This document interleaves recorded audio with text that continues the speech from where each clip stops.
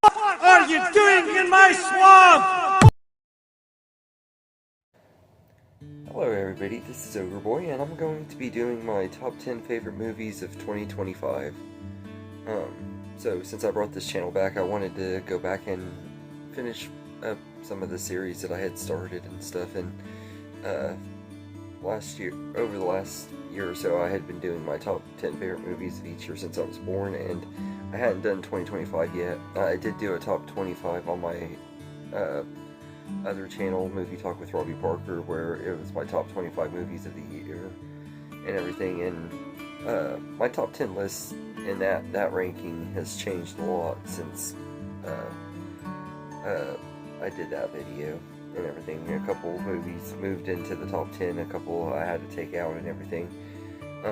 There's two that a lot of people are gonna really expect to be on here. Actually, there's quite a few that people would expect to be on here that aren't going to be on here that I want to give honorable mentions to, and a lot of them are the big ones that have won the awards and stuff. One Battle After Another, Sinners, Weapons, and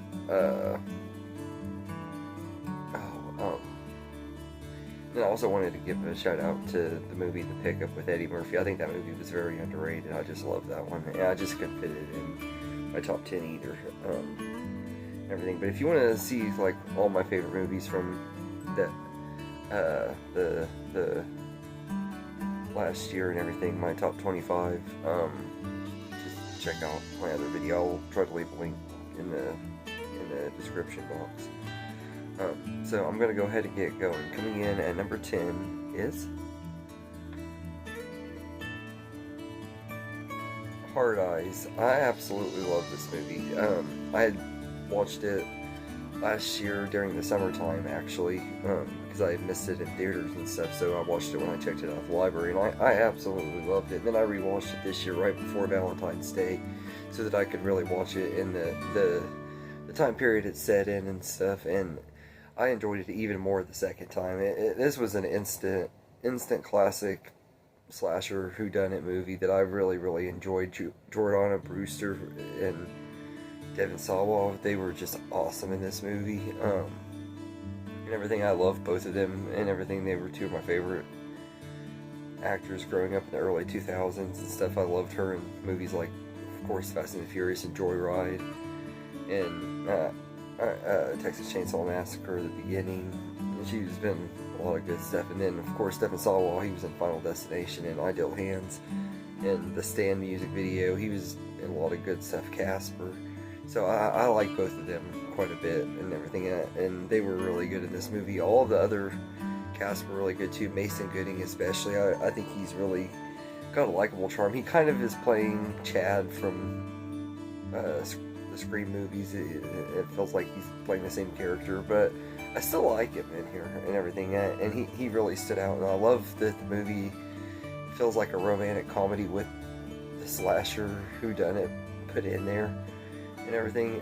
The way they blend the genres is one of the best blending of movie genres I've seen in a long time. Although I feel like they've been doing that a lot with horror recently, and it's working in a lot of different ways. Like Freaky did for rom-coms about like body swap movies. Freaky did for body swap movies and stuff. I really like this movie and everything. So Hard Eyes is number 10, and number 9 is The Fantastic Four: First Steps. This was one of the most satisfying movies I think I experienced last year, because I had been wanting a really good Fantastic Four movie since 2005. I was so disappointed with the Chris Evans version, and I really thought that the 2015 version is better than some people say, but I also completely get why that movie gets trashed and everything, because it's not a well done movie and everything.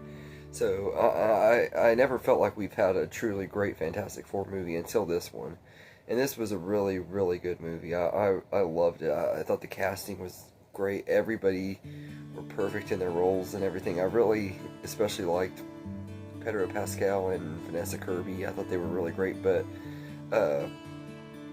both of the other two excellent too, and the family dynamic is awesome in this movie, and everything. I love that. I love the aesthetic and everything. That the retro futuristic feel to it is awesome. That the visuals are great, and Galactus is a pretty cool villain. I do think they could have done more, but I have a feeling we're going to be seeing more of Galactus in the future. I kind of doubt we've seen the last of him, so I'm also not really too upset with that and everything. They could have gone a predictable route and made it where he destroyed their planet, and that's why they went to the MCU, but they didn't. They didn't do that and everything, and it left me wanting more, and I can't wait to see them in Avengers Doomsday and everything. And I love Fantastic Four first steps. In fact, I even got the shirt and everything. But yeah, so it's number 9, and number 8 is You're Cordially Invited. I absolutely love this movie. I've been seeing this movie get trashed ever since it first came out, and I don't get it. Like, a lot of these Amazon comedy movies that get trashed really badly are ones that I really enjoy and stuff, and it's because they feel more like old school comedies that would have came out like in the early 2000s, which is probably my favorite era of comedy movies. And this one definitely feels like it came from that era and everything. Like, it's not anything super like special. There's not like anything about it that really makes it stand out. It goes through the cliches of a romantic comedy and stuff, but sometimes that's just what I really want in a movie and everything. Like, and I really do miss movies like this and stuff. I feel like we haven't had one this good in a long time and everything. I think the chemistry between Will Ferrell and Reese Witherspoon is great and everything, and Will Ferrell's one of my favorite comedic stars of all time, and Reese Witherspoon is my favorite actress of all time, so getting them together, I knew I was going in and for a time that I was going to enjoy and everything. I might have had some bias there because I'm a huge fan of both of them as well and everything, but I also just really thought that they worked really great together, which is something that you don't really, I never really expected Will Ferrell and Reese Witherspoon to really have that good of chemistry and stuff, but they really work good together, and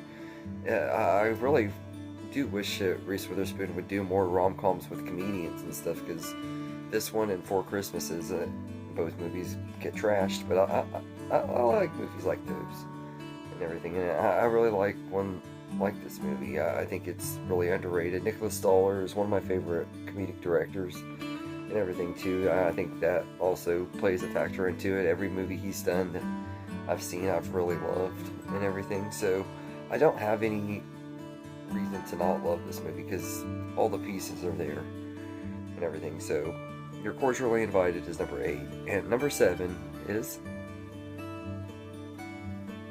Jay Kelly. Now this one is one that took me a long time to watch and everything. I was really nervous about it because of it being Adam Sandler and George Clooney together. I never pictured them to be able to work together and it work as good, because even though Adam Sandler is a great dramatic actor, his style is totally different from George Clooney's and stuff, and I was like, I just don't know how they're going to mash together, but they mash together perfectly. Like, Noah Baumbach is a really, really great director, and I should have just trusted that he was going to get really great performances out of the actors, which I didn't really doubt that he would. I just didn't know how their styles would mix and everything, but they worked really great together. Adam Sandler and George Clooney have really, really good chemistry and everything, and this is more of a George Clooney movie, but like, there's parts in it where it's focusing on Adam Sandler where it feels like an Adam Sandler drama movie and everything, and then there's parts when they're together and you kind of get the best of both, and the way it's written and acted and everything, it's just really, really well done. I absolutely love this movie. I think it's a really, really great movie and stuff. So Jay Kelly is number 7, and number 6 is Avatar: Fire and Ash. Now, I never expected to like this one near as much as I did. I kind of expected that this was going to be the first Avatar to not make my top 10 just because there were so many other great movies out this year, but I actually was very impressed with this movie. Like, I had waited like 2 months to see it and everything. Kind of saw it at the last minute and and stuff. But I saw it twice within a week and everything because I liked it so much and everything. I saw it once in 3D and then once in 2D, and I really love this movie. I think it's the best Avatar movie for sure. I feel like they each just keep getting better. Like, this is one of the best franchises where each movie gets a little bit better and everything. And I love the world of Pandora. I'm really starting to feel the nostalgia too because of the first one and everything. And I'm starting to feel that a little bit. But also just being in the world of Pandora is a lot of fun and everything. And this kind of brings in the best of both the first and second. You get to spend a lot of time in the forest and stuff, but also there's a lot of time in the water and everything, and a lot of air battles and sea battles, and they kind of just blend the best of what made both of the first two work really well in this one. The storytelling is really good. Neytiri's character arc is really, really good in this movie. A lot like she has to learn how to stop living in hatred after the death of her son and everything, and the way that they deal with the grief of their son dying from the previous movie is really well done. It's just a really, really great movie and everything. And I'm going to review it and stuff once I get it on Blu-ray and everything in a couple months, because it's not going to be out till sometime next month, so I probably won't get it till June or July, but because I'm probably going to have that as a birthday gift, likely. But I really do love Avatar: Fire and Ash, and it's one of my favorite movies of the year for sure. And it's probably the biggest surprise I had this year and everything. So it's number 6, and number 5 is Final Destination: Bloodlines. Now I'm a huge fan of the Final Destination franchise. The first one is one of my favorite horror movies of the early 2000s. I also feel like the second, third ones are too. I love all of them, and the fourth one even is just like a fun movie. I don't really think of it as anything as strong as the other movies in the franchise. I don't think it's like one of the greatest horror movies ever made, but I do feel like that was just an okay, fun, dumb time, turn your brain off movie and everything. But this one was awesome. Like this is one of the best movies in the franchise, and probably the best one since the third one for sure. I really enjoyed it. I think that taking the 14-year break between movies and stuff probably was a good idea. That way it gave them time to find some people with some fresh creative ideas for the story and everything. And I really love this movie a lot. Like the kills are awesome, or the death scenes, I mean, they're awesome. The opening scene, Premonition, is really cool. I like that it takes you way back in time, and instead of just being that they freshened it up a little bit and everything, we got to see like a Premonition from the 1950s and stuff. I thought that was pretty cool. We learned the backstory of Tony Todd's character, and also get his send-off and everything. He gives a really great, beautiful speech at the end of the movie, right before he leaves and everything. That's like a goodbye to his fans, because he knew he probably wasn't going to be around much longer and everything. And that was really well done and everything, very heartfelt, and brought some good emotion to it. I haven't been able to watch the movie and not cry during that scene, because I'm a huge fan of Tony Todd. I've always loved him and everything. He was one of the first horror icons that I ever really saw in a movie with Candyman and stuff, so I've always really liked him. Although Candyman isn't my most favorite character, I would definitely say Bloodworth from Final Destination is my most favorite, though. And everything, and I probably did actually see the Final Destination movies before Candyman and stuff, though. But I really do love this movie, so it's number 5. And number 4 is Elio. I really like this movie. I don't want to go too much into details on my thoughts on this one, because I'm going to be reviewing this one with Big D, but I did enjoy this movie. I think it was very underrated and everything. It came out last summer, and I didn't review it when I saw it in the theater, because I fell asleep during it in the theater. I had work that day, and I was just really tired. I shouldn't have probably gone to the movie right after work. I should have probably gone back up there and saw it later and everything. But I really enjoyed Elio. I thought it was a very entertaining movie, and the character is very relatable. Like, if that movie would have came out as a kid, I would have probably loved it even more. A lot. Like, I found Elio to be really relatable and stuff, and everything. But they did a good job with that movie, and it was very entertaining. So it's number 4. And number 3 is The Smashing Machine. I absolutely love this movie. I have been a huge fan of The Rock ever since I was a little kid.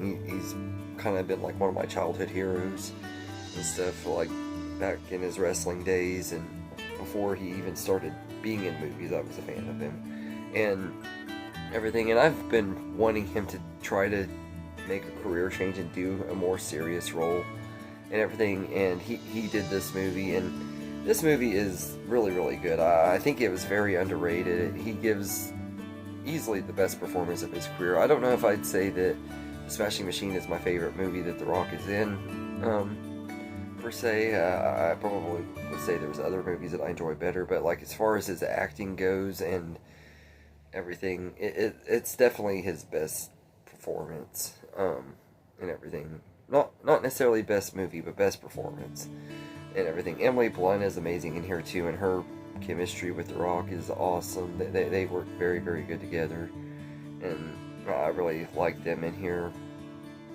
And I really enjoyed this movie quite a bit. So yeah, The Smashing Machine is number 3, and number 2 is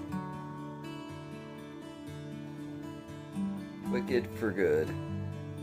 Now, I'm going to be reviewing this movie before too long, so I don't want to say too much on this one, because I did review the first one when it first came out and everything, and I didn't get around to doing this one yet and everything, so I don't want to say too much on my thoughts on it, but I will at least just say I thought it was a really good finale for the Wicked story and everything. It followed the play pretty decently. I like the new songs that they added in it and everything, and the performances were still just as good as they were in the first one. The sets and stuff were still awesome. It is a beautifully made movie, very colorful and stuff. Even though it gets dark at times, it's still colorful, and I enjoyed it and everything. I like some of the stuff they did in there. There's some things I didn't like, but and some things that I probably wouldn't have enjoyed it, or that I enjoyed more than I expected to and stuff. But this movie is good, and it's a fun little twist to take on the Wizard of Oz and everything. I do feel like they could have done a little bit more with that, and I'll talk more about that in my review. But I do really enjoy this one, and I think it is a great movie, and it would have been number 1 and stuff, but my number 1 really just took me by surprise, and really wasn't what I was expecting it to be. So and everything, but yeah. So Wicked for Good is number 2 and everything, but it's a very, very strong number 2 and everything. But number 1 is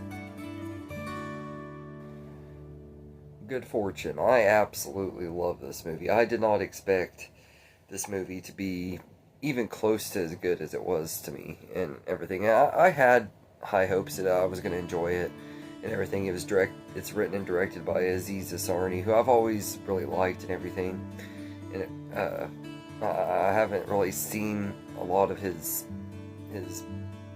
He hasn't really done a lot of movies, but I've seen his stand-up, and I've seen him in a few movies like Funny People, and I think he's done some voice work and stuff. But he's not like someone I'm super familiar with. But I've always liked him, and I've always thought he was funny, and I always root for comedians that I really like, that I think are underrated and stuff, especially when they're trying to get into movies and everything. And I've been really hoping that he would make a good comedy movie, and he made the best comedy movie of the decade so far. This movie is just absolutely amazing. It's pretty much like Trading Places meets It's a Wonderful Life and everything. If they had a baby, that it would be this movie this movie is amazing. Keanu Reeves is this angel who's trying to help this guy, and he ends up making the situation worse by actually giving him what he's always wanted and stuff, and making his life better and everything, and the guy doesn't want to go back to his old life and everything, so it kind of messes up everybody's lives and everything. But it's just a very, very well done, well written movie that makes you appreciate life and everything, while giving you a lot of really good laughs and stuff too and everything. All the characters are great in this movie. Seth Rogen starts off as this really unlikable douchebag and everything, and by the time the movie's over, you even come to like him and everything. And this is Seth Rogen's best work in a long time as well, like, because he's really brought out the best in Seth Rogen as well and everything, because I feel like he has been lacking in recent years as far as his comedy movies and stuff have been. I don't think he's had a really great comedy movie since The Interview until this movie and everything. So it was great to be in a movie theater where and it was a pretty packed theater. I don't know why I got lucky, but I feel like I did. I got to be lucky to be one of the rare showings that it actually did something in, because the movie flopped pretty hard and everything. And I really encourage everybody to go see this movie, because it's a movie you're going to feel better after watching it. It's like a movie that you're not going to know you needed and everything. If you like It's a Wonderful Life and you love the way that movie makes you feel and everything, watch this one and everything. I highly recommend it. But anyway, it's just a really, really good, feel-good movie with a great cast and everything. Also, I forgot to mention Keke Palmer, who is also great in this movie. She had a really great year in comedy movies, because she did this one, The Pickup, and One of Them Days. All three great movies with great comedic performances. And I really kind of hope we start seeing her start doing more comedic roles and stuff, because I really think she has some good comedy chops too and everything. But I love this movie, and it's easily the best movie of 2025 for me. So anyway, let me know in the comments what your favorite movie of 2025 is. I hope you enjoyed this video, and have a good day, everybody. I just want to say thank you for watching this video and everything. I hope you enjoyed it. And if you did, please like and subscribe and share this video with your friends and get more people going, help the channel grow. I really appreciate it. And thank you all, and have a good day.